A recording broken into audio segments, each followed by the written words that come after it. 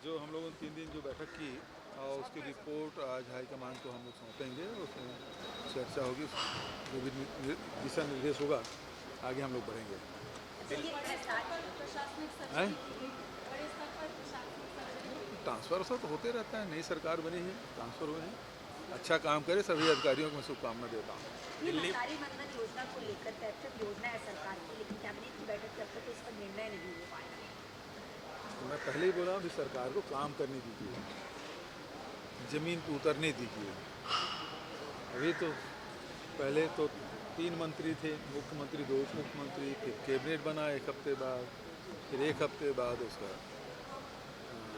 विभाग मिला है, उसके बाद 1 हफ्ते बाद बंगला अलाट हुआ है, अभी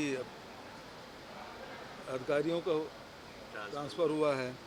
अब सबको पहले ये था ना, पता नहीं कहाँ जाएंगे अधिकारी, अब सब क्लियर हो गया। अब इसके बाद काम करेंगे, काम करने दीजिए, फिर आगे बात करेंगे। अभी तक केवल विज्ञापन और होर्डिंग ही था।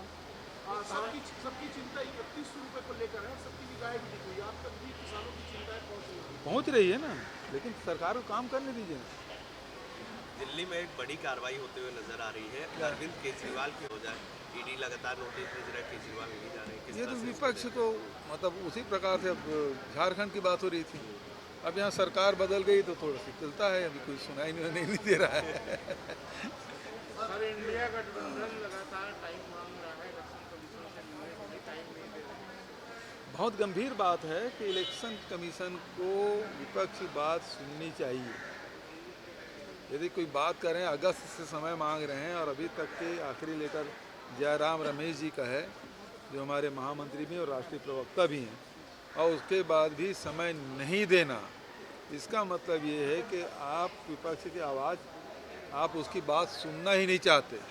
जबकि देश में अधिकांश लोग ईवीएम पे उंगली उठा रहे हैं, उसके निष्पक्षता पर, जो फ्री एंड फेयर जो इलेक्शन है उस पर सवालिया निशान उठ रहे हैं। और हमने तो छत्तीसगढ़ में जब हमारी सरकार बनी, हमको तो ईवीएम पे पहले विश्वास नहीं था और अब भी नहीं है। हमने तो नगरीय निकाय चुनाव ईवीएम में नहीं, बैलेट पेपर में कराया था। छत्तीसगढ़ में सीबीआई के बैन हटा नहीं हटाया, उसको दिए हैं। बैन कहाँ हटाया, उसको नोटिफिकेशन हुआ क्या? विषय पर अब जांच अजय कर सकती है, और भी विषयों को लेकर अब जांच ये तो उसको नोटिफिकेशन देखिए, ये जो बैन लगाया था वो रमन सिंह के ही शासनकाल में ही लगा था। केवल ये है नोटिफिकेशन, गजट नोटिफिकेशन है, वो नहीं हुआ था।